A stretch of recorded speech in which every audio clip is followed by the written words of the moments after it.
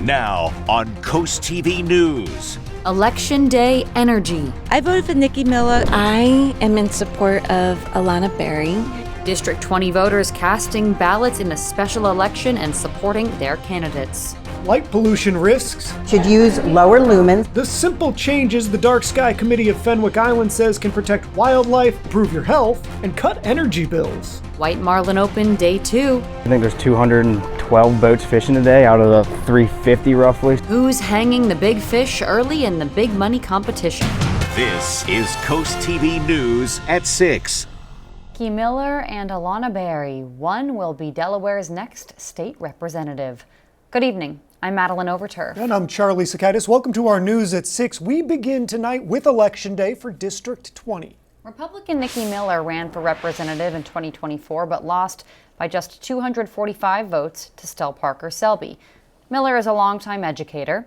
Among other things, her priorities are funding public schools, addressing traffic, and preservation for farmland and open spaces. Here's what Miller said if she wins, she'll tackle on day one. Certainly contact those people who volunteered and supported me, and then I'm going to get to work. One of the first things that I want to set up is a town hall meeting between DelDOT and our constituents so that they have an opportunity to voice their concerns, but also so we can hear about the solutions that DelDOT already has in place for some upcoming things. Our second candidate, Democrat Alana Berry, founded the Brian Allen Stevenson School of Excellence. A big part of her platform is education, as well as producing green energy sources for sustainability. Both candidates say they want to address affordable housing. Here's what Berry said she'll do on day one. I would want to be out and meeting with our constituents and also folks who will be partners with me in this work moving forward. So I want to meet with our county council, I want to meet with our towns and municipality leadership, and I want to meet with folks in Dover at the governor's office and in our agencies, because we're gonna have to work together to get things done. The Department of Elections says almost 30% of the district's registered voters already cast their ballot. Coast TV News reporter Emma Aiken live in Lewis. Emma, thousands of people out voting today. Maddie, we're here at one of the many polling places in District 20 where voters are heading in and out of the polls while they still can. And you can cast your vote for Miller or Berry until 8 p.m. tonight. We've got some campaign signs and supporters for both women here at the library. And the Department of Elections tells us we should know around 9:30 tonight who the new state representative for District 20 will be. We spoke with some people who hit the polls today. I voted for Nikki Miller. I feel like she has her the pulse of the community, what's going on. She has ideas to do things. I don't like that. I vote not by party. I vote for what I think they can do. I believe the opponent doesn't have the skills to do what, and I don't think she's very present within her community as far as what the needs really are. I am in support of Alana Berry. She is a really well-qualified candidate, has a lot of experience in state government, has given service in so many ways in education, policy around helping moms be healthy before, during, and in between pregnancy. The winner will hold the seat until Election Day 2026. And it is important to note, both Alana Berry and Nikki Miller have already filed to run in 2026. So we could see a rematch of this exact race, depending on what happens tonight and in potential primaries next year. Reporting live here in Lewis, Emma Aiken, Coast TV News. Emma, thank you. This special election is happening because the seat is vacant after Representative Stell Parker Selby resigned in June. If you're not familiar, let's catch you up on how we got here. Here's the last time Stell Parker Selby was seen at a major event, Return Day 2024. In December, Stell Parker Selby now admits she had a serious medical emergency, which politicians confirmed to Coast TV News was a massive stroke. When the legislature resumed in January, Parker Selby's seat was empty. It remained empty the entire 6-month-long session. In March, Republicans wrote this letter questioning Parker Selby's absence. After that, Coast TV went to Stell Parker Selby's house. Well, she's not receiving visitors right now. Days later, on March 24th, Parker Selby was sworn in at home in a private ceremony. This is the only photograph from that day. At that time, Speaker Melissa Minor Brown told Coast TV that lawmakers were, quote, looking forward to seeing Stell Parker Selby back in the hall very soon. That never happened.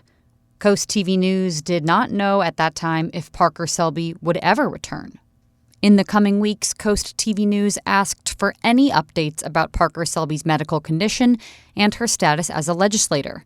Ultimately, we realized we had to go to Legislative Hall. While we were there, the Speaker forced us to chase her down the hallways for any information.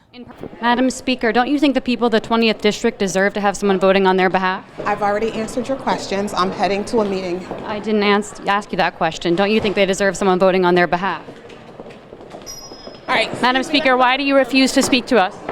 Already giving you this, but here's another copy. I didn't ask you about special elections. I asked you your message for the people. Have a good day. Would you like to comment? I understand you don't want to speak about her personal medical matters, but this is a matter of someone who hasn't been here publicly.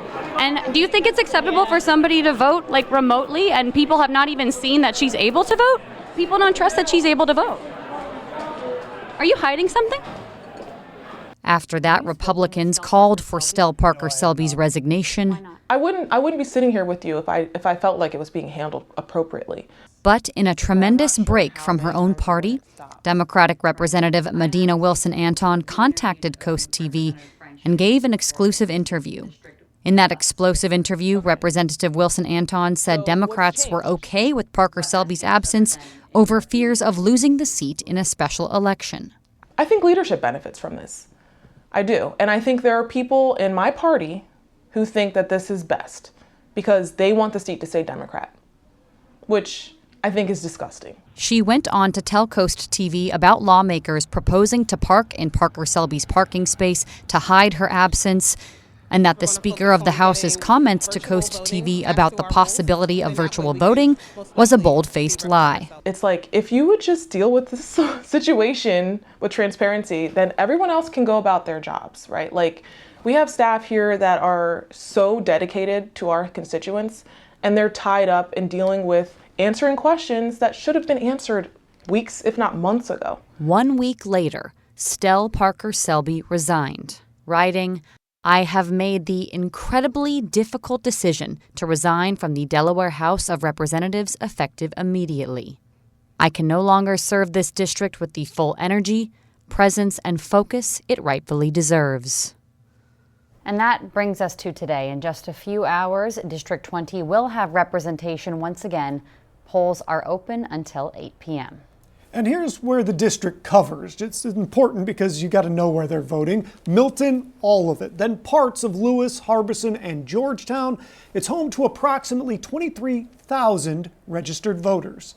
All of this brings us to today's Coast TV poll. We want to know what matters most in a new representative. Let's take a look at the updated results from last news hour. Well, honest communication still has a large majority there. 21% say community focus, 5% say experience, and 5% say strong leadership. And we do have a comment from Vanessa in Lewis. She says, I'm interested in somebody who is focused on the community and improving community in every way possible. If you haven't voted yet, or if you want to go leave a comment, go to coasttv.com or use our mobile app. We will have updated results tonight on Coast TV News at 11.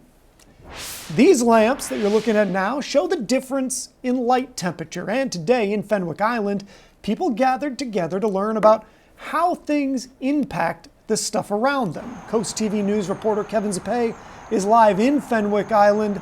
Kevin, Fenwick is trying to limit light pollution on the coast. Charlie, as the sun goes down, the night lights start to turn on. But according to the Dark Sky Committee, some of those lights can be problematic. Sharing her expertise, most of us have homes. Rosemary Hoy, chair of the Fenwick Island Dark Sky Committee, breaks down what she calls the dangers of light pollution. Hoy says it could have a drastic effect, especially on some animals. They're doing their thing at night, and that's when they eat, that's when they reproduce, that's when they pollinate. So if they think it's daytime all the time because of too many nighttime lights, then they're not able to thrive or even survive, and that can affect our ecosystem. Along with guest speakers and Q&As, the committee set out examples that show the differences in higher and lower light temperatures, and which light bulbs you can buy to be more environmentally friendly. You should use lower lumens, which is brightness, and lower Kelvin, which is on the lower yellow scale. Jim Flegel is a Fenwick Island local, and he says the event really opened his eyes. Brings value to the community, it brings value to nature.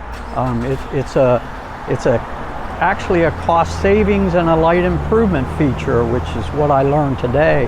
And it's not just the animals that can suffer. According to literature at the meeting, light pollution can hurt people too, by increasing the risk of obesity, sleep disorders, depression, diabetes, and more. If you want to change the lighting in your nightlife, there are a whole host of options. Everything from special bulbs to motion detectors, or just turning off your lights altogether. Now, according to Hoy, the current light ordinance in Fenwick Island is outdated, so they plan to propose a new light ordinance before the end of the year. I'm Kevin Zapay, live in Fenwick Island, Coast TV News. And let's go ahead and take a live look outside into Lewis. That's another community that has tackled some light pollution issues. As we turn it over to our First Alert Chief Meteorologist Paul Williams with a look at our forecast. Good evening, Paul. Good evening to you, Maddie and Charlie. Overall, we're staying cloudy for tonight, and it looks like we're going to be pretty cloudy for tomorrow. In Lewis right now, still that overcast situation, 77 degrees. And we'll drop down to 73 by 9 o'clock, partly to mostly cloudy skies. 76 in Georgetown right now, but it's also 76 degrees. Milton, Lewis, Millsboro, Longneck, and Ocean City. We have a newly reissued air quality alert for all of Sussex. Stays in effect for Thursday, and it really kicks in for Thursday, and it's in effect for the entire state.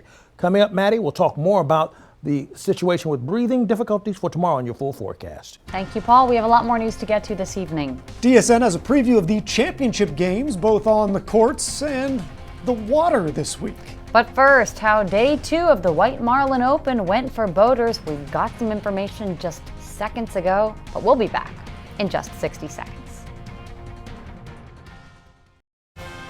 This is Coast TV News at 6. Day 2 of the White Marlin Open has been busy. Crews prepared for another day on their boats, hoping and reeling in that big cash prize.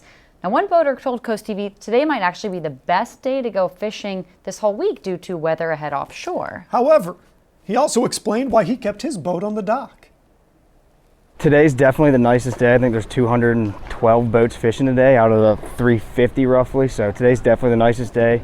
Our thought was we were going to lay today, try and get out there a day when maybe not so many other boats will be there, so I think we're looking to go Wednesday.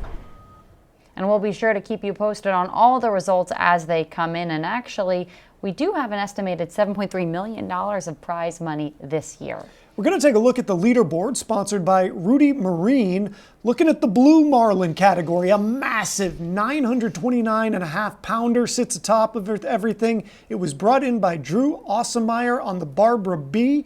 That tops the overall standings in this whole tournament with a $4.485 million payout if it holds. It is also the 5th largest Blue Marlin in the history of the White Marlin Open. In the tuna category, we had a yellowfin reeled in by Keely McGarty, a boy of the C- student. That's 52.5 pounds. Another 52.5 pound tuna was brought in on the bow down, and this just in, out of the hot lick of Ocean City, they brought in a 52 pound tuna. And Barbara B back on the leaderboard. This time it is in the dolphin category. This time it is Andrew Schreiber. He reeled in a 32.5 pounder for more than $108,000. Now at this time there's no qualifying fish. That's key word here for white marlin, wahoo, and swordfish. However, there was a 67-pound white marlin that was brought in. Guys, that is just 3 pounds shy of qualifying. White Marlin Open leaderboard coverage is sponsored by RudyMarine.com, where family boating begins.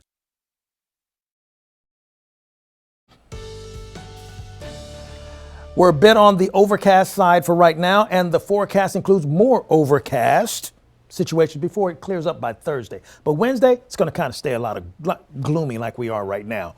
Ocean City, Gateway Subaru Camera, 76 degrees. Everybody's enjoying the beach, so not so bad with the waves at this particular juncture, but not a good idea to go out there swimming because we do have a beach concern. I'll show you that in a moment. 75 right now in Rehoboth, Indian River Inlet, Bethany Beach, Millsboro, and we're looking at 74 degrees in Gumboro and Willards. The winds right now pushing from the water on land or inland right now, and we're looking at about 9-mile-per-hour gusts. Let's start with the good news. The good news is we're still staying manageable with the humidity for today, tomorrow, and going to the next few days. So we're not in that very humid or miserable category. But remember, I was referring to the idea don't go out in the water or too deep in Ocean City. We have a beach hazard statement basically talking about we're looking at 3 to 4 foot waves, 3 to 4 foot waves, okay, that can pull you out, and a rip current concern. Let's not play around with that, okay? And we also have a newly issued air quality alert for all of Sussex and really the entire state. So if you have chronic breathing problems, you will need to stay inside for tomorrow. Tomorrow's when this really kicks in pretty much for the entire state. We had a little touch of rain, mainly central and southern portions of Sussex, down towards Willard, Snow Hill, and Ocean City. Most of it was moving directly from the west to the east, really didn't make its way north too much. Dropped just a touch of rain. We still have precipitation in Millsboro along 113, Highway 24, and 20 near Clarksville. But overall, relatively quiet. Now, the amount of rain that's fallen down towards 50 near Pittsfield and 353, there's just been about 1/10 of an inch or 1/2 an inch estimated from our radar. But generally speaking, it's still staying relatively quiet. We go into Wednesday morning, we'll have a touch of sprinkles actually in the morning time and the afternoon. Scattered at best. We may have some more cohesive showers possible by 5 o'clock tomorrow, but generally speaking, we stay cloudy. Along the coast, we stay in the cloud cover with the amount of rain that we're predicting. Really, maybe 1/10 of an inch of rain from Selbyville down to Ocean City, and that's pretty much it. Finally, here's a look at your extended forecast. Delmarva Sports Network from the Wawa Studio. Good evening, sports fans. The Delmarva Shorebirds are back in town, and the series opener will be right here on the Delmarva Sports Network. The Shorebirds are stuck on a 3-game losing streak as they enter a 6-game set with Fayetteville tonight. They look to turn things around. First pitch on DSN at 7:05 p.m.